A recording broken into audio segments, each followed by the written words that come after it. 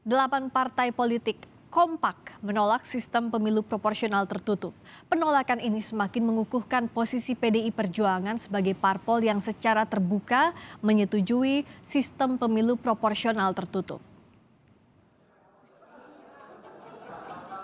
Sebanyak 8 fraksi dari total 9 fraksi di DPR kompak membuat pernyataan sikap menolak pemilu 2024 kembali menggunakan sistem proporsional tertutup atau hanya mencoblos lambang partai.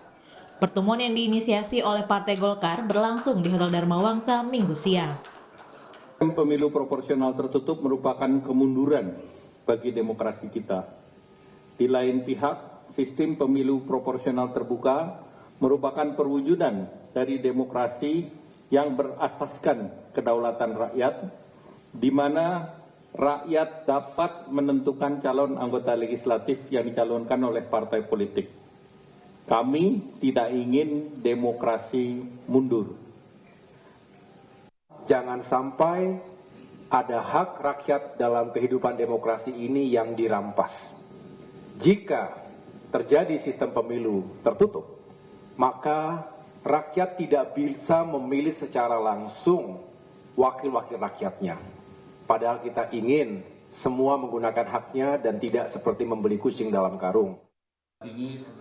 Sementara itu, Partai Gerindra yang disebut berada di kubu 8 parpol penolak sistem proporsional tertutup tidak hadir di pertemuan ini. Tapi Partai Golkar yakin komunikasi dengan Gerindra sudah solid. Hari ini tidak terlihat adalah Partai Gerindra, namun Partai Gerindra sudah berkomunikasi baik dengan saya maupun dengan Nasdem Pak Ahmad Ali dan sudah menyetujui statement yang dibuat hari ini. Sebelumnya, Ketua Umum Gerindra Prabowo Subianto menegaskan Partai Gerindra menolak sistem pemilu proporsional tertutup. Prabowo menilai sistem pemilu proporsional terbuka lebih demokratis dan mewakili rakyat. Kita dari bawah semua ya seluruh anggota menghendaki terbuka. Ya, kita menghendaki terbuka karena lebih banyak kemungkinan keterwakilan.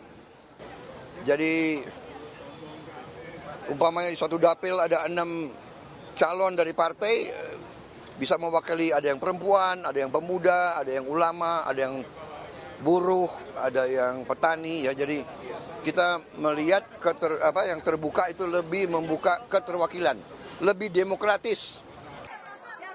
Satu-satunya fraksi yang mendukung kembali ke sistem proporsional tertutup hanya fraksi PDI Perjuangan. Terkait pertemuan dan sikap 8 parpol, Sekjen PDI Perjuangan menyebutkan hal itu adalah wajar. Namun PDIP tetap mendukung wacana sistem proporsional tertutup di pemilu mendatang. Kami menawarkan kepada para ahli untuk membangun Indonesia melalui fungsi legislasi, anggaran, pengawasan, banyak yang mengatakan biayanya tidak sanggup. Karena proporsional terbuka dalam penelitian Pak Pramono Anung, minimum paling tidak ada yang 5 miliar untuk menjadi anggota dewan. Bahkan ada yang habis sampai 100 miliar untuk menjadi anggota dewan. Maka ada kecenderungan terjadinya pergeseran.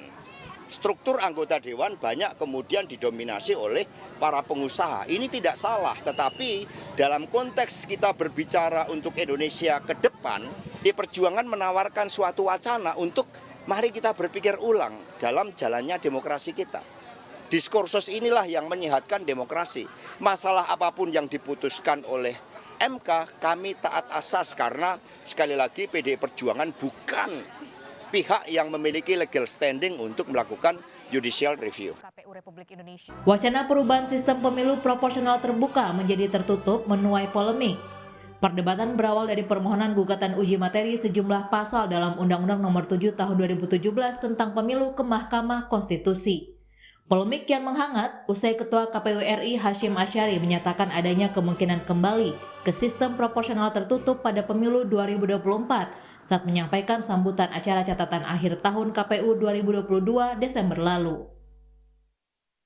Perkumpulan untuk Pemilu dan Demokrasi Perludem menyatakan MK harus fokus pada apa yang harus dipedomani pembentuk undang-undang sesuai konstitusi, bukan semata persoalan terbuka atau tertutup yang diduga syarat kepentingan tertentu.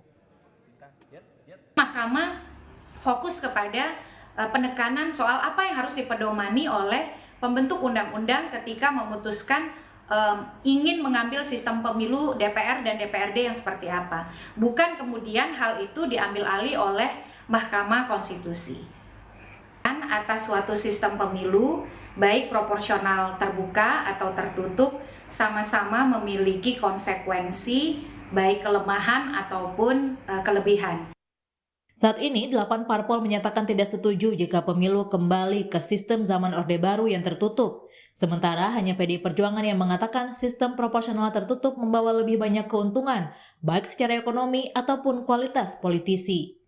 MK menjadwalkan sidang gugatan uji materi sistem pemilu digelar 17 Januari mendatang. Apapun hasilnya, keputusan MK akan sangat berpengaruh pada pemilu yang sudah di depan mata. Tim Liputan Kompas TV.